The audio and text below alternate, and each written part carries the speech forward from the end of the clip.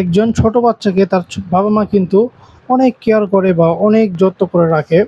অনেক সময় দেখবেন যে বাবা মা যখন ছোট বাচ্চাকে রেখে বা ছোট সন্তানকে রেখে বাইরে যায়, সে কিন্তু অল টাইম রাস্তায় চিন্তা করে যে সে ঠিকমতো আছে কিনা, ঠিকমতো খাওয়া-দাওয়া করছে কিনা, ঠিকমতো ঘুমাচ্ছে কিনা, তার কোনো অসুবিধা হচ্ছে কিনা।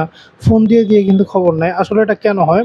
কারণ বাবা মা অবশ্যই চায় যে তার সন্তান যেন ভালোভাবে গড়ে উঠুক, ভালোভাবে যত্ন পাক, ভালোভাবে তার যে ডেভেলপমেন্ট এটা যাতে ভালোভাবে সঠিকভাবে গড়ে উঠুক। অনেক সময় দেখা যায় ছোট বাচ্চাদেরকে পড়াশোনার সময় ছোট বাচ্চারা পড়তে চায় না। তখন কিন্তু বাচ্চাদেরকে অনেক জোর করে পড়াতে হয়।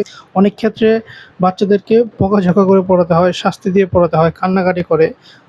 আপনি যদি এইভাবে না পড়ে আপনার বাচ্চাকে যদি আপনি খেলার ছলে পড়াতে পারেন, খেলার ছলে যদি আপনি বাচ্চাকে পড়ান, দেখেন একজন বাচ্চাকে যদি আপনি জোর করে পড়ান, সে কিন্তু পড়াশোনার প্রতি মনোযোগী হবে না, উল্টা সে আরো বিগড়ে যাবে।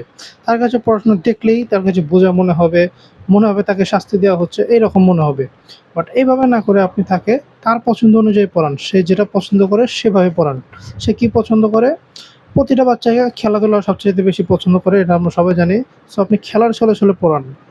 সে যদি সুন্দরভাবে পড়ে, আপনি বলে দেন যে তোমাকে একটা খেলনা দিব, সুন্দর একটা খেলনা দিব। দেখবেন সে খেলনা পাওয়ার আশায় সুন্দরভাবে পড়বে। আবার আপনি বলে দেন যে তুমি যদি সুন্দরভাবে পড়ো, একটা মজা দিব, সুন্দর একটা মজা দিব।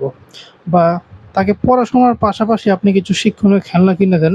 শিক্ষণীয় খেলনা দিয়ে খেললে, যেমন সেটা অনেক ধরনের শিক্ষণীয় খেলনা হতে পারে, পাজল খেলনা বা অনেক ধরনের শিক্ষণীয় খেলনা যেগুলা ছোট সন্তানদের জন্যই বিশেষ করে তৈরি করা হয়। সেগুলোর মাধ্যমে খেললে কিন্তু বাচ্চাদের ক্রিয়েটিভ ক্ষমতা বাড়ে, বাচ্চাদের বুদ্ধিমত্তা কিন্তু বাড়ে।